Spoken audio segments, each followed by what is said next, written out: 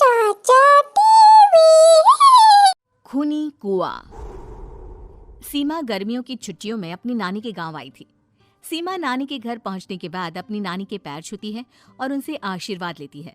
तभी उसकी नानी उससे कहती है, इतनी बड़ी हो गई मेरी सीमा, चल जल्दी से हाथ मुंह धो ले, मैं तेरे लिए खाना लगा देती हूँ।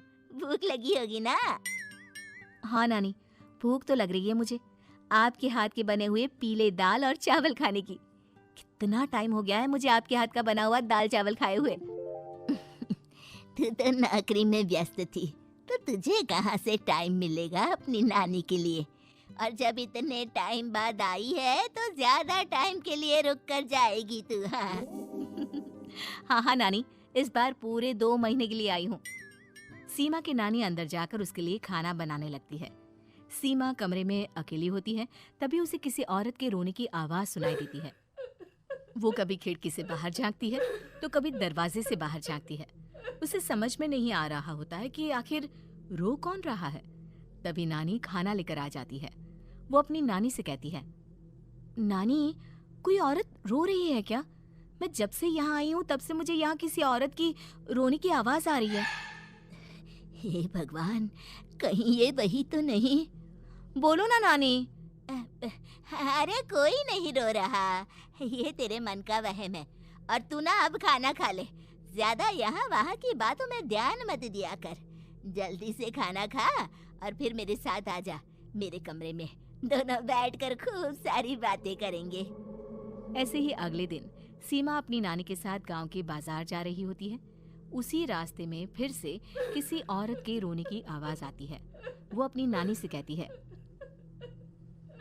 अरे नानी, क्या सच में तुम्हें अभी भी किसी औरत की रोने की आवाज नहीं सुनाई दे रही? मुझे किसी औरत की बहुत बुरी तरीके से रोने और चीखने की आवाजें आ रही है। मैं बहुत परेशान हूँ नानी, आखिर ये कौन है? मुझे लगता है कि सीमा को शहर भेज देना चाहिए, यहाँ रहना उसके लिए ठीक नहीं। नानी बोलो ना, आप चुप क्यों हो जाती हो?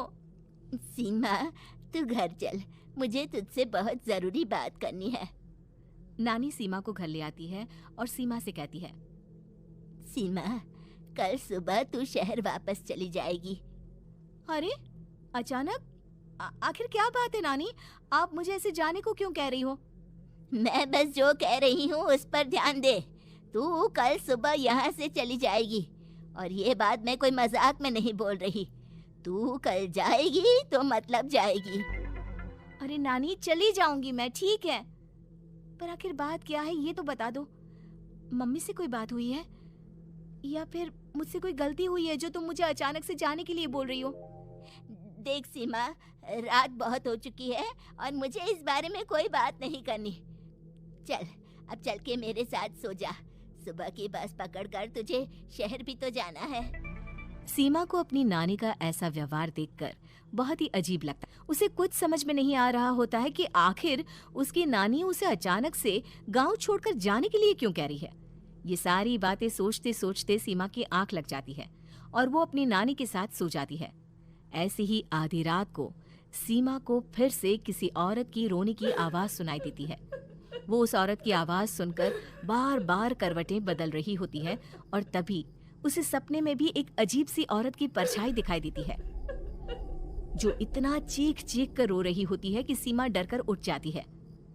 वो पूरे पसीने पसीने हो रही होती है। वो अपने आसपास देखती है तो घर में बिल्कुल शांति का माहौल होता है। सीमा घबरा जाती है। वो अपनी नानी को जगाने की कोशिश करती है, मगर उसकी नानी नहीं जगती।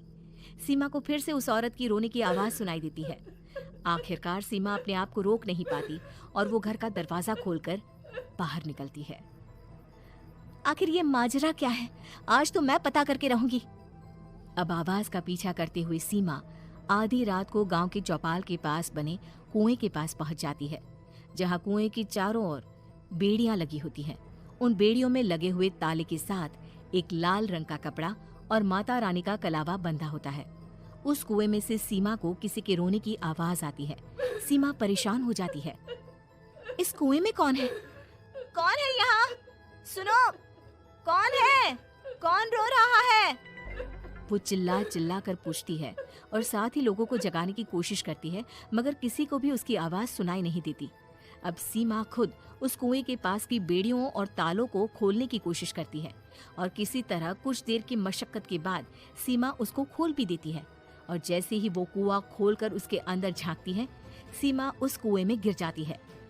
इतने में उसकी नानी की नींद भी खुल जाती है और सीमा को पास ना देखकर नानी परेशान हो जाती है। नानी घबराकर पूरे घर में उसे ढूंढने की कोशिश करती है, जिसके बाद उसकी नानी और सभी लोग उस खूनी कुएं के पास जाते हैं और सीमा की नानी कुएं के पास खड़ी होती है। सभी गांव वालों और सीमा की नानी को सीमा के चिल्लाने की आवाज आती है, बचाओ, कोई मुझे बचाओ। मेरी बच्ची, हम आ गए, हम तुझे बचा लेंगे।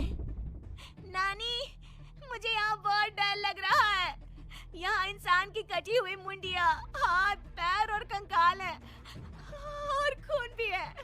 नानी, मुझे डर लग रहा है। आप सब मेरी मदद कीजिए, नहीं तो ये खूनी कुआं मेरी बच्ची को भी खा जाएगा। अरे मुझे तो ये समझ में नहीं आ रहा कि आखिर इस खूनी कुएं को खोला किसने। सालों पहले इसको इतनी मुश्किलों के बाद तांत्रिक बाबा ने बंद किया था। अरे पूरा गांव खूनी कुएं के बारे में अच्छे से जानता है, तो कोई भी जानबूझकर तो ऐसा करेगा नहीं। मतलब किसी ने अनजाने में इसे खोल दिया है भैया। सीमा को इस बारे में मालूम नहीं था और जब से वो यहाँ आई थी तभी से उसे किसी औरत के रोने की आवाजें भी सुनाई दे रही थी। कहीं सीमा ने ही तो उसे नहीं खोला। अगर ऐसा है तो फिर सीमा का बचना बहुत मुश्किल है। वहीं कुएं के अंदर सीमा रोते हुए बैठी होती है कि उसे आवाज सुनाई देती है जो कुएं के बाहर खड़े गांव वालों में से किसी को सुनाई नहीं देता। आज सालों के बाद मुझे ताजा खून मिलेगा।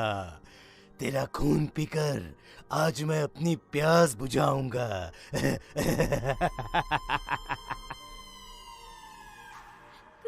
कौन है? कौन है? मत मारो प्लीज, मुझे जाने दो प्लीज। मैंने किसी का क्या बिगाड़ा है? वो तुझे मरने के बाद पता चल ही जाएगा। जितने में गांव वाले और सीमा की नानी कुछ सोच पाते, उतने में उन्हें सीमा के चिल्लाने की आवाज आती है और अगले ही पल सब शांत हो जाता है।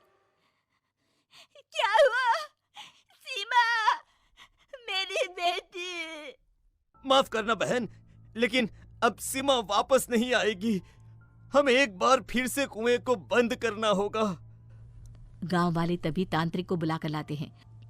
एक बार फिर अपनी शक्ति से तांत्रिक बाबा उस कुएं को हमेशा हमेशा के लिए बंद कर देते हैं और वहां एक बोर्ड लगा दिया जाता है कि यहाँ आना मना है।